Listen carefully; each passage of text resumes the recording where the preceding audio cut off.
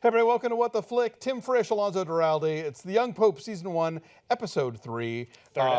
Third episode, wherein we learn that either he does believe in God, or believes that he is God, or doesn't believe in God. I'm totally going to figure this out one of these days. I'm going to figure out which scene is the true scene. Or he's just, indecisive, and who can blame him? It's an idea people have grappled with for eons. Or he doesn't quite understand Pascal's wager and is riding both sides of the fence. Well, and it's like, you're now the president of God. You're supposed to have this down by now, Okay. And so that's what I'm realizing about this show. And I guess it's obvious, but it really, I think, came home in this episode. Is you can look at something like House of Cards, that takes place in the corridors of power, and the influencers, and the backstabbing, and the all that kind of thing. But you don't have one key figure who is suddenly God's mouthpiece on earth, And so this is sort of like if you were doing the what's going on behind the scenes at Scientology. There might be people inside Scientology who are against David Miscavige, but David Miscavige is thought to be the guy who talks to L. Ron Hubbard. And so now you've got the Pope, who is the guy who has been chosen by the Holy Spirit and is in communication with God. And so if he wants to screw with very powerful cardinals and strip them of their rights and privileges and titles or whatever, he can. And so that puts us in a very interesting sort of dramatic place in terms of how do you stage a coup against somebody who is infallible. Yeah, and divinely ordained to have that position. Exactly. So we learn a little bit. We get two explanations this week as to why he was elected, why he was chosen. Both from Voiello. The first one is to Spencer, that the Holy Spirit breathed and inspired everyone to vote for him. Well, 3 if you count Lenny's his version own of this explanation, too, which is the prayed so hard he almost shit his pants, and that then it one, happened. yes. Not him, me. And the third is Voiello's explanation to the Pope, that he was supposed to be a compromise, that Voiello pulled the strings to make it happen because they thought they could bridge progressive ideas of Voiello's and conservative ideas of Spencer's, and that he would have both of those people on his shoulder and would strike a balance. That he'd be the synthesis, and they would each be the restore balance. The devil and the angel, or whatever, But so instead they've got themselves a loose cannon, and so they have to figure out what to do now with that. And clearly, this is a guy who is not only sort of unsure what he's supposed to do, or even if he believes in the job that he has, but also is smart and shrewd enough to keep himself safe in that job, and knows how to get rid of people or how to use the influence he wields in a way that keeps him going, even though obviously he's, the public opinion is clearly very much divided. The press is going after him, but he's still Pope. Yeah, he doesn't have to give them even an inch. They want to call a press conference, so he sends Sister Mary with this dictated speech that answers absolutely nothing and just reinforces what he had already said, but even to a further degree, infallible in nature, divinely ordained. Although, by the same token, and we've talked about this before, we are living in a rare age in which a Pope stepped down. Yeah. So I guess I should backtrack it. That you are not necessarily safe in the gig once you become Pope, because they got rid of Ratzenberger. So I guess, and I'm sure that's what inspired this show. This notion of there are political machinations in place, and they can indeed unseat a Pope. So of course, the show has a second season, so I'm assuming he's still the young Pope then, or there's no show. So I don't know how that's going to play out. But I find it fascinating that they're giving us another complicated male anti-hero in this show. His Holiness Don Draper, but we're still. It's not even that we're still figuring him out. He's still figuring him out, and that's why he's constantly changing his mind about his beliefs and what he believes and if he believes. And so that's going to be interesting to see play out, I think. Well, we also get a couple of interesting James Cromwell scenes in this episode. The first of which of him with Sister Mary, where Sister Mary tries to set him straight and get him working with the Pope. They have that analogy of he's just your son, so you should give him what all fathers want. You should withhold that approval that he so desperately seeks. Right. And then he does. They have a big dramatic scene where they talk about his plan and what it is: sacrifice and suffering, absence is presence. Yeah. And then that doesn't work, so he gives up on that idea again because Spencer keeps giving up on everything.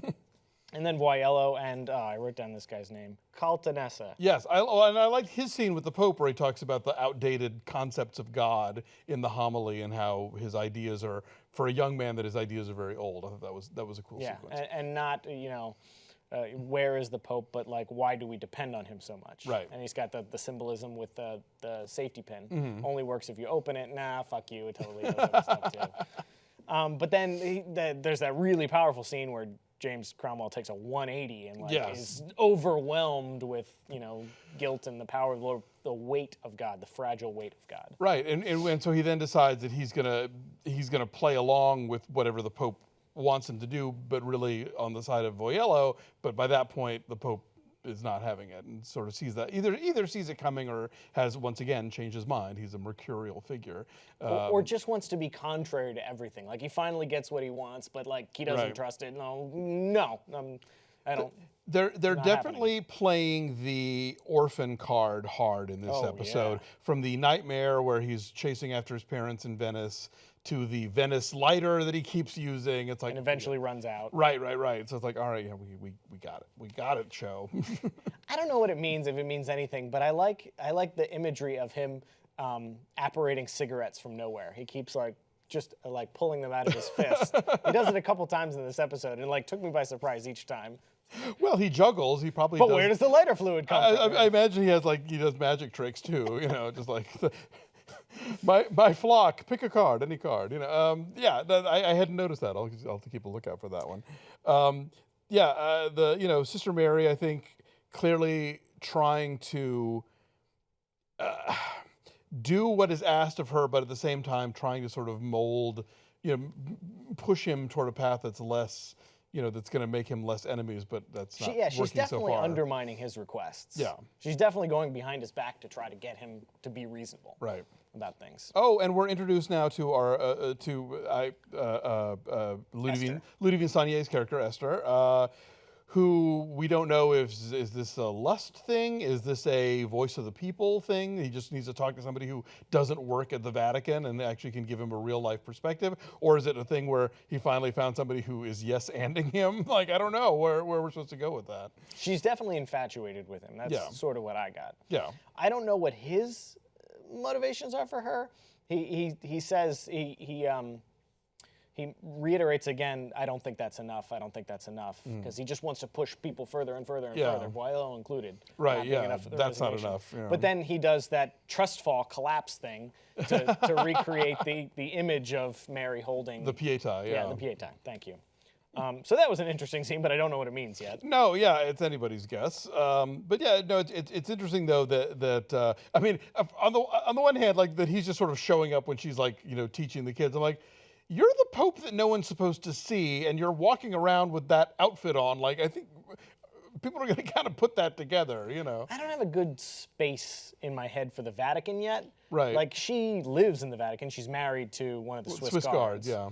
And so I guess she's on the Vatican grounds that he's just walking around in, like the gardens, but there's kids playing there. Yeah. I don't know why kids are playing in the Vatican. Maybe there's a parochial school nearby. I mean, because obviously she's never been in his quarters before. Right. That's in the palace. Yeah. I would love to know more about, I'm sure it's out there online somewhere. I'd love to know where they're shooting this thing. Yeah. Because clearly they couldn't have shot it in the Vatican, but they had to find other sort of similar buildings in the Rome, metropolitan area or whatever that could pass, So, I'm sure some of it's green screen, but some of it, they're in some room somewhere, It even makes me curious as to the layout of the Vatican itself. You see all these luxurious apartments for some people, and all these little tiny square hole-in-the-wall hovels for others. Right. Well, no, I think there's a lot of sort of not working class isn't the word, but lower level priests who have who are functionaries who, I'm sure live in these very sort of Spartan settings. And then you have your Voiellos who, lavish it up. I mean, that was kind of a big deal, I think, with current Pope, who comes from a background of being very much an advocate for the poor, where I think he intentionally adopted more ascetic living quarters than most of his predecessors had. Because, I mean, yeah, if you want tapestries and art treasures and, a personal sauna, I'm sure all that is there for you as, if you're like a cardinal and above, or a Monsignor maybe even. But yeah, it's not everybody is living at that level. If you're like the nun who makes him his meals every day, I'm sure she is living in a tiny room somewhere. Now, did we see her or someone else hiding back in his room when he confesses his prayer to God in the very beginning? When he's saying exactly the opposite of what he just told Tommaso on the rooftop. Right. I don't know. Because it I have to panned look back at that in the other again. room, and I thought in the mirror we saw the reflection of someone, a little old man. Oh, I don't know. But it could have just been a statue. I don't know. Right. I did notice that when he is talking to Javier Camara, Gutierrez about his one fling before going to seminary, we pull back and there's that guy behind the column, which I assume was like Voiello's stooge. Right-hand man. He's the one that, diligently but secretly researching the Pope. Oh, from the okay, first gotcha. episode Yes, right, that guy, right. Yeah, so I, did not see Gutierrez's alcohol issue coming. That was a surprise. Yeah, because the show has been kind of presented him as sort of the one truly pious person. Yeah. The show wants me to believe that the Pope, everyone, but especially Voiello and the Pope, are contradictions. And I'm I don't quite understand the scope of Voiello's scruples, because he says, we see that scene with him and the young handicap boy. Right. Please forgive me for the sins I have to commit to save my church. But then we see him cool, calm, and collected blackmailing people. And he confesses that this is how I run the church. I do it with blackmail and espionage and subterfuge and that sort of thing. Right.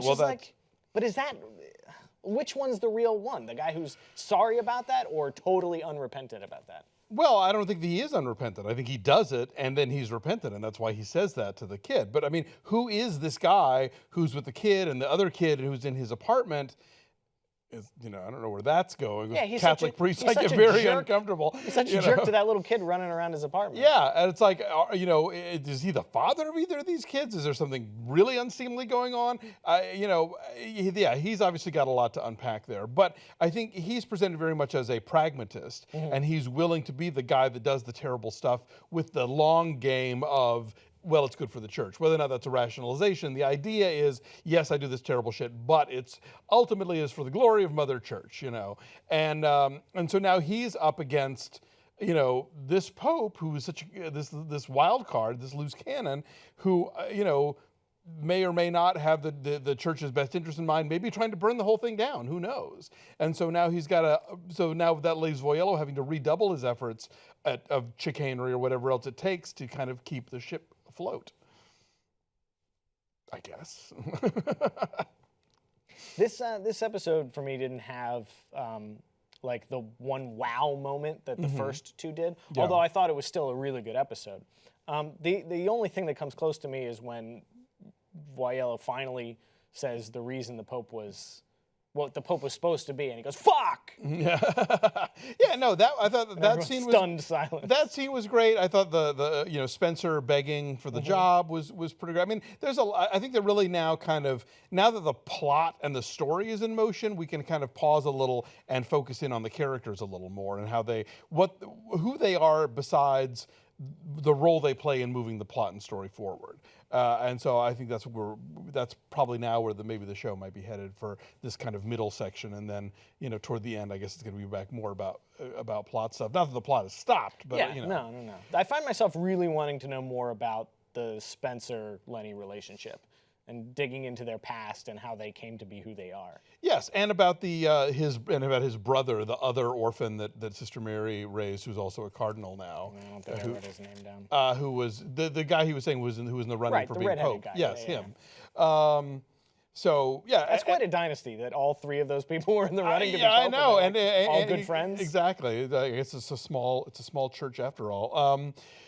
Yeah, I mean, and it's interesting that this notion of like the Pope is taking forever to do his address to the cardinals, so they're all there, and I at some point the show has to send them home. Like they've got places to be. But in the meantime, you want those actors to get screen time. Oh, so totally. There's a reason they need to be there, I guess. And I mean, well, it looks like Spencer, I'm imagining, lives there. He seems to have an actual apartment as opposed to the brother who's the African missionary who's clearly in one of the temporary dorms or whatever. So. Yeah, in this episode, and I know we're running long on time, they also touched on the Kurtwell case. Which I took to be the child abuse scandals. Yes. That the Catholic Church has, always, dealt with for the past couple of decades and even longer. But, yeah, well, I mean, they've finally been addressing them in the last decade or so. So, like, especially in Boston and Los Angeles and some of the major dioceses where they've had to really they've had to admit to stuff, they've had to pay damages, and so And that was so closely related to the Pope resignation in real life. Oh, absolutely, yes. That was definitely one of the factors. So, yeah, I mean, that's you couldn't. I don't think you could make a show about the Vatican now and not bring up that sort of thing. So it'll be interesting to see how this version of it, how they handle that, and how they talk about the fact that this guy is responsible for so many of the new priests coming out of North America. A topic I'd be fascinated to see if they address at all is what I've been hearing is this sort of ongoing crisis in the church that not only are the numbers down in attendance, but of people who want to become clergy. Mm-hmm. That I think that a lot of the seminaries and the convents, are producing fewer priests and nuns, and that's sort of a long-term problem for the church. So yeah, I imagine that'll be something that comes up. If not this season, then the next one. Yeah, Sister may have touched on that when she said it's worth noting that we get 40% of our clergy from right, exactly, yeah. This particular place that's under investigation. Right, but even that though, I think I would imagine that the general trend would seem to suggest there's probably fewer priests coming out of North America anyway. But yeah, this is all the more reason to try and settle this as And maybe that's why you pick a North American pope to revitalize that base to say, oh wow, an American could be pope.